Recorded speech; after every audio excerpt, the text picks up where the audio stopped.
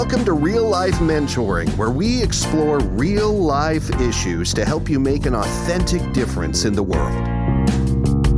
Hi, it's Chris and Christina, and today we're going to be talking about the power of a conversation. So we don't have to tell you, the listener, but words are powerful. If you've been on the receiving end of good words or bad words, they've had an effect on you. But how many times during your lifetime has a conversation changed your life? Chris, how many times in your lifetime? I don't have any idea. But I want to process and take some time. Obviously, later, and this podcast episode topic reminds me to do that. Yeah. What conversations were so critical for my life? And at the time, I don't know that we realize how critical, how important a conversation is until you look back. Mm-hmm. But we have some examples that we thought about ahead of time. But later, I truly want to think about, wait a minute, what conversations do I remember that were really important and powerful to me? Yeah, so if you're listening right now, take the time after this podcast or push pause. That's the beauty of listening to it. And think, wow, where was I? In what stage of my life was I? What happened? What were the circumstances where I remember a specific conversation changed my life? We're going to give a few examples. I remember quite vividly we were dating, and we knew we were getting more and more serious. We were dating intentionally. I didn't want to date anybody I could not see a future with. We were right there on that cusp of knowing, okay. And we had thrown out marriage. We kind of talked about it.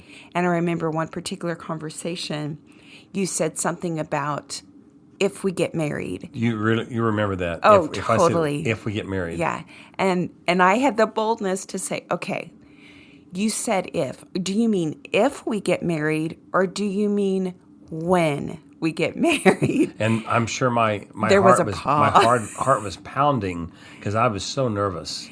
Pause. And then I hear you, we were on the phone, and I hear you say, no, when. I'm saying when we get married. Boy, that was a conversation that changed our life, because then we started talking about. Do you remember what happened inside your head, your thoughts?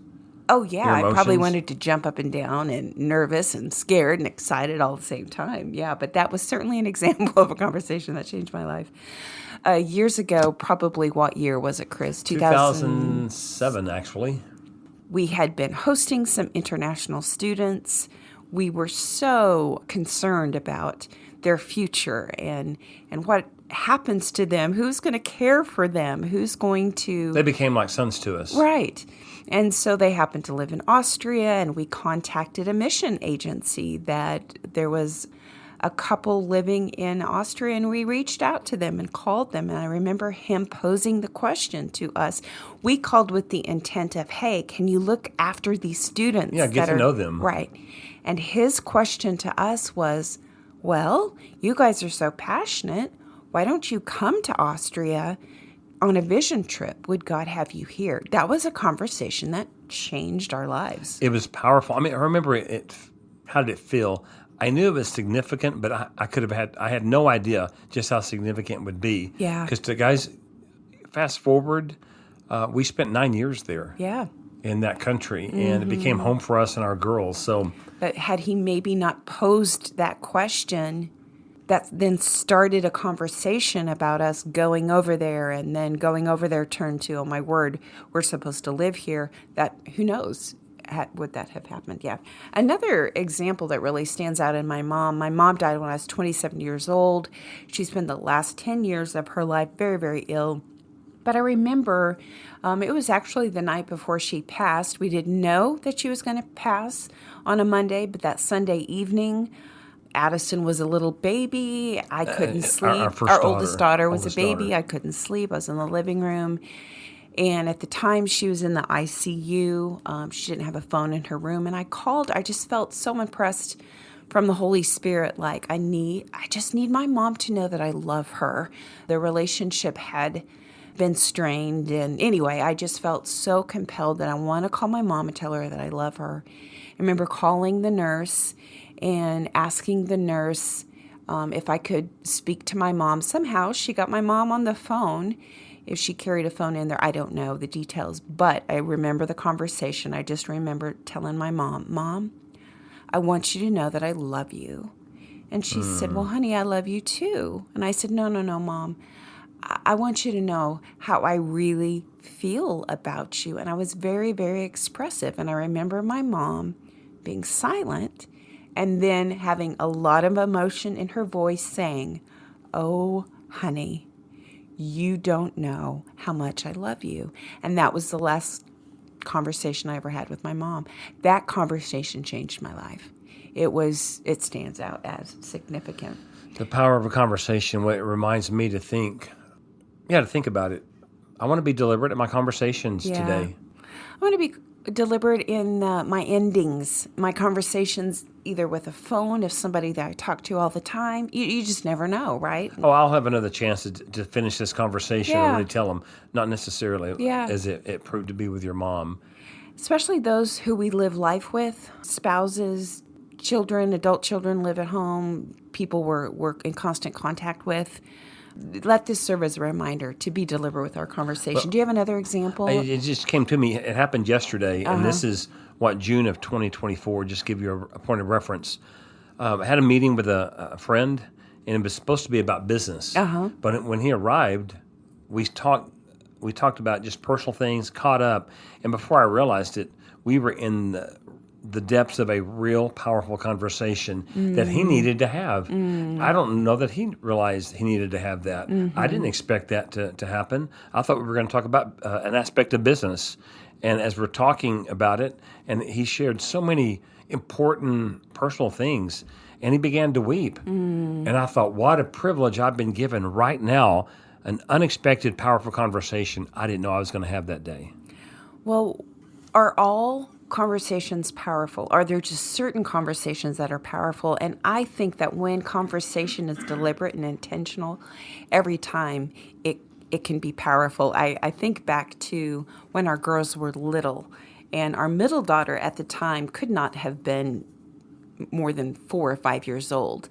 And when we would go visit their grandmother, who lived about 2 hours away from us, they would hear me say, oh, I can't wait to go see Mima. They called their grandmother Mima. I can't wait to go see Mima, where my favorite part is waking up and having coffee and conversation. And I remember that sweet little middle daughter of ours, Parker, would say, Mima, I want to have some coffee and conversation. She didn't know what that meant, but what she knew is that was a time where it was intentional. We lingered at that table. We drank our coffee. We talked about all kinds of things. And now that she's in heaven, she's gone. And not our daughter, but no. My mother, Mima. the grandmother. Yeah. 20 years have now gone by. Those were powerful times around that table because real conversation was happening. But we didn't. Did you realize that was powerful at the time? I think I did. Or that you enjoyed it? Oh, I enjoyed it. I mean, it was the glue that connected me to her. I knew it was good. I really enjoyed it. I don't know. This is for me personally. I don't know that I saw it as that critical, that important, powerful conversation that it has proven to be now that it's in our past. It's more sentimental to me, but I knew at the time there was something uniquely wonderful about those conversations. It was time where I was a young mom who I could talk about my struggles as a young mom, or I could just get caught up on things because I was at a season of life where I had 3 little people who, Mom, tell us about how your day is. But she listened and would offer advice, and it was powerful. Well, let me interject this because our podcast is based on mentoring. I want to just encourage you as a listener, if you're a mentor or you're wanting to be a mentor, you want to be deliberate about knowing I'm going to have a powerful, important conversation with this person I'm mentoring today. Right. We're going to talk about this topic, and you know it's going to be important and powerful. But it's almost like a Christmas gift. There are some conversations you will have like I had yesterday. Right. Not expected at all. It's like I unwrapped this incredible gift of a powerful conversation that was handed to me. So it's both. It's planning those and then being surprised by those. And recognizing, oh, okay, this is going to be a powerful conversation. I could argue the point that I think any real conversation is powerful. To what degree, but I just think the importance. So what we're going to do is, I came across an article from Psychology Today. The title is, Do You Have Real Conversations? It's by Mel Schwartz, who's a licensed counselor. He makes some really unique points that we're going to talk about. So I want to read some excerpts from his article, and we're just going to jump in with conversation. But he writes, for the most part, we rarely engage in genuine conversations with one another. We rely upon formatted questions and answers that we exchange with each other, our words resembling ping pong balls being sent to and fro. We aren't sharing our true self, only the part that we want seen, and which is the safe part. Do you agree with that, Chris? I do, and I don't have a definition of this. Conversations, what we're talking about. Is a dialogue different? No. It's not? No. It's that familiar dialogue. How are you? Fine. How are you? Well, that's what I mean. That ping pong ball is a dialogue. Yeah, okay, but is a conversation different than a dialogue? I think you're splitting hairs. The point is, most of us don't let that guard down. And it depends on the context, right? When I'm talking to the Walmart clerk, hi, how's your day going? Oh, not too bad. Oh, good. That is just common courtesy, social interactions. But the point is, if that's all the kind of conversation I ever have, I'm not letting my guard down. I'm not giving opportunity for someone else to let their guard down. Those are not going to be powerful conversations. I guess where I was going, it said the statement was from this article, formatted questions and answers that are exchanged. Right. That has a feeling for me. I guess, again, feeling may not matter here. Like you have Congress speaking to someone who's almost on trial. Mm-hmm. They're holding them accountable. They're asking them formatted questions, and the person who's being questioned is giving probably very succinct answers. Sure. That doesn't feel like a conversation. It seems like a business that way. Mm-hmm. But that happens in families. That happens in, I would say, friendships. It happens in churches all the time. It happens in Every churches. Sunday. How are you? How was your week? Good. How about you? It's the same thing, right? Yeah. So we're challenging you guys as listeners. And if you're a mentor, you want to be a mentor, we want to help you learn how to have deliberate, powerful conversations with people that matter and make a difference for them. Well, the point of the article is to say that you got to let your guard down. So he makes this comment as well. In order to have authentic conversations, we must let our guard down. The barrier that we build to protect how we want to be seen precludes authentic conversation. And I think that's true. We put barriers up all the time that we want to be seen maybe a certain way. We don't want to go into detail. I've done this before and people have been shocked or taken off guard. How are you? And if I respond by, it's been a tough week, I've let my guard down automatically. So when we don't let our guard down, then we keep that surface non-conversation happening. So I lead a men's group once a week, and I've discovered, and I love these guys, and they care for me as well. But guys know this. You're listening, you're a man, you know this. Left to ourselves, you come together as men, we will keep the conversation as a very surface level. We'll use humor, sports, hobbies, whatever, work, and we leave it at that. Yeah. And so what I've learned, and I'm passionate about this, I'm okay to be the catalyst to change the direction of that meeting, it that just conversation. takes one. It just takes one. Yeah. And I find these guys, not just the group that I'm in, other gatherings I've been in with men, it does change the atmosphere. And they go, wow, okay, then I see what you're doing here. I want to go there with you. Right. And what we're not saying is that every encounter with somebody should be this deep, powerful conversation. We'd probably be flat worn out by the end of the day if that were true. There are times and places for that ping pong ball, when I'm in the line at Walmart or maybe at church. Sometimes I can't go into great depth. We were recently at a wedding, and those sort of environments stress me out. And I was telling my good friend that I was there with, we were sitting down and we were catching up. We hadn't seen each other. And I said, I got to be honest, these kinds of settings make me a nervous wreck. She said, why? I said, well, here's the deal. there's so many people that I haven't seen that I want to connect. But if I would take the time to connect with I'd be here all night. So what I'm forced to do and you would miss the point of actually being there, exactly, celebrating the couple. Right. I'd be in, one major conversation with somebody, and then, so I said, what I have to resign myself is to have those surface, hi, it is so good to see you conversations with a lot of different people, and forego the one person I want to connect with, or, those deeper conversations. And she just laughed. She goes, I find myself in the same setting. Those settings are hard. Maybe a lot of people do. Yeah. I've heard from some people we know, some friends, and it makes them nervous as well. Yeah. So what I do, to combat that is I try to flit around, hello, hello, hello, hello, and then I sit to be quiet because it stresses me out. Well, try this next time. You're at a wedding and you're at the reception and you haven't seen this person in a while. Say, hey, what was your recent greatest sin that you committed? You want to throw somebody off? Right. But, we've also done that as a married couple at home. Yeah. I may have something I really want and need to share with you, but you've had a really long, difficult day. Right. Or your mind's just not there. And it's not that you don't want to have a real conversation with me. Right. That's meaningful and powerful, but you go, honey, I cannot handle it right now. Yeah.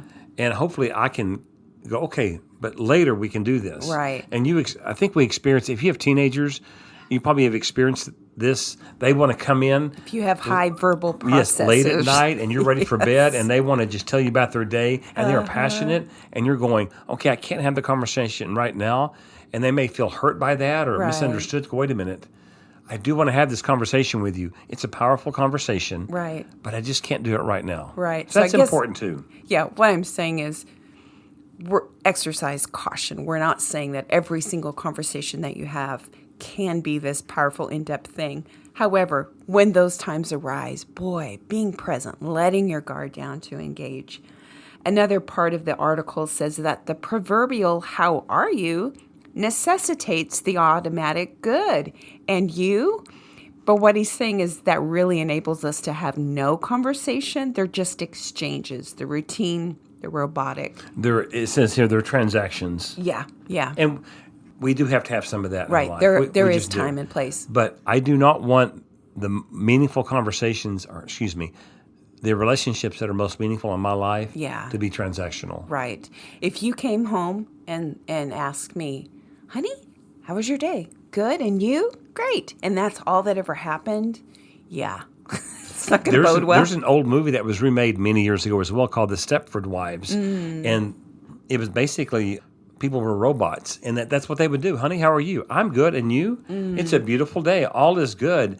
And there was dialogue, I would call it, or just some words being passed. There weren't real conversations because you had a human being and you had a robot. Just a side note, we're not robots. Yeah. People desire and deserve to have real conversations. Especially those that are in our inner circles. When our girls come home and our son-in-law and now our sweet grandbaby, I want to be able to carve out time where I can ask each one of them, look them in the face and say, okay, how are things really? And we talk on a normal basis, so I generally know that. But if I don't know, I want to be intentional about creating space and time to have a powerful conversation if it needs to happen. A couple more things he mentions in that article. He says to enter into authentic conversation, the realm of participatory relationship, I love that. It requires that I drop my defenses and release my armor. When I embrace my vulnerability and allow the conversation to enter into the realm of uncertainty, the possibilities of genuine engagement are summoned. I just thought of the perfect example for this. Which is? Which is a couple of years ago, I was at church on a Sunday morning, and two young women that I did not know well at the time, I was walking by them, and they smiled, and we did the obligatory, hello, how are you? Good, and you? And then we did that, and I heard one of them say, so let me go back to tell you why this week was so awful. And I circled back around, and I said, did you have a bad week this week? She looked at me and she goes, honestly, I did. I said, I did too. Do you guys want to talk about it? The next week, that was on a Sunday, that Tuesday, both of them ended up on my couch, and I wanted to hear their stories. And they were on my couch for about 3.5 hours. And now I know one is one of my closest friends. It opened up this realm of possibility within these two friendships, these two young women's lives. It was incredible. Will that happen every time? No, but who knows? It could, right? I dared. One of them dropped their defenses with the other. I overheard. I dared to engage, and boom, these beautiful relationships emerged. Yeah, it's incredible. Okay. He makes this statement, when the conversation enters into the unknown territory, which sounds like that happened to you, Chris, yesterday with the business meeting, don't pull back into the retreat of the familiar.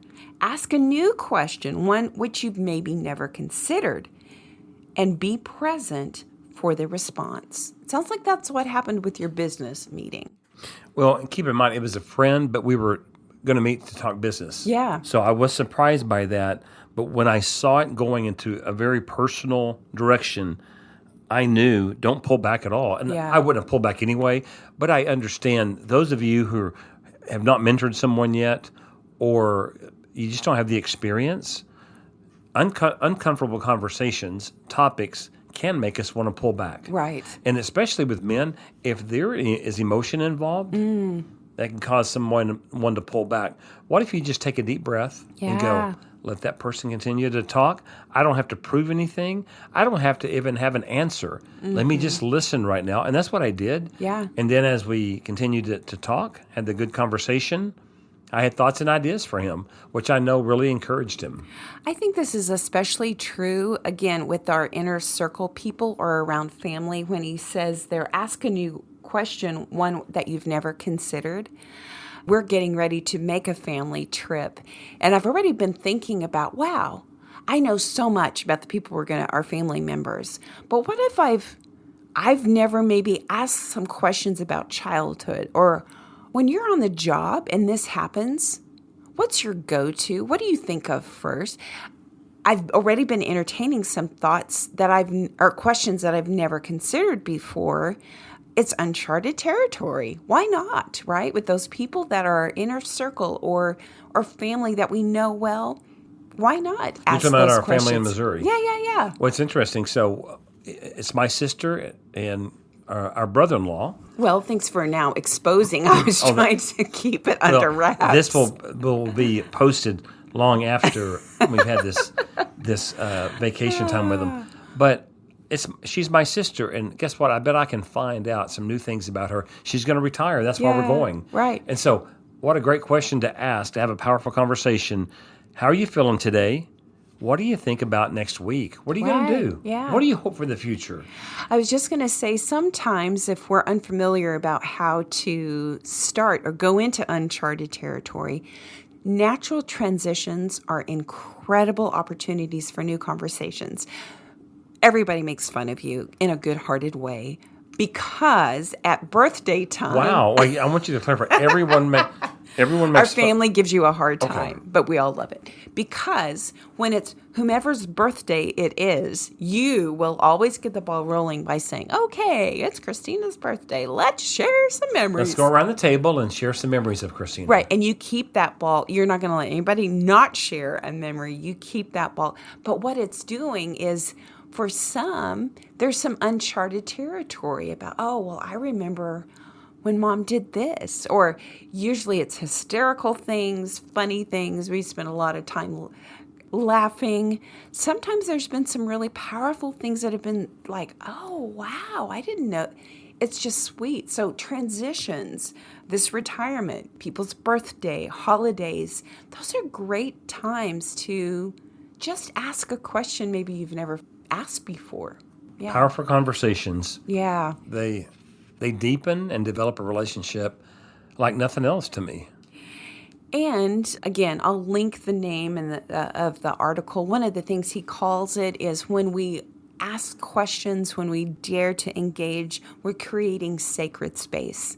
And I think whether we were sitting at the table having coffee and conversation, or sitting around a table having birthday memories, what we're actually doing is creating some sacred space. One of the early statements that we shared, and we still use it with Fahrenheit Mentoring, is when you ask real questions, the answers may change your life.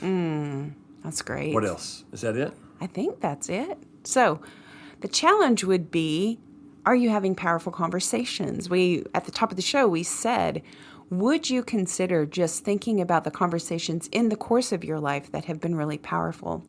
Maybe they've been life-altering. Maybe they've changed courses of direction. And what about you? Are you daring to ask new questions in new seasons of those around you? So, as always, we are so thankful that you listened today. The power of a conversation. If you liked what you listened to, like, subscribe, share it. And as always, thank you for listening to Real Life Mentoring Podcast.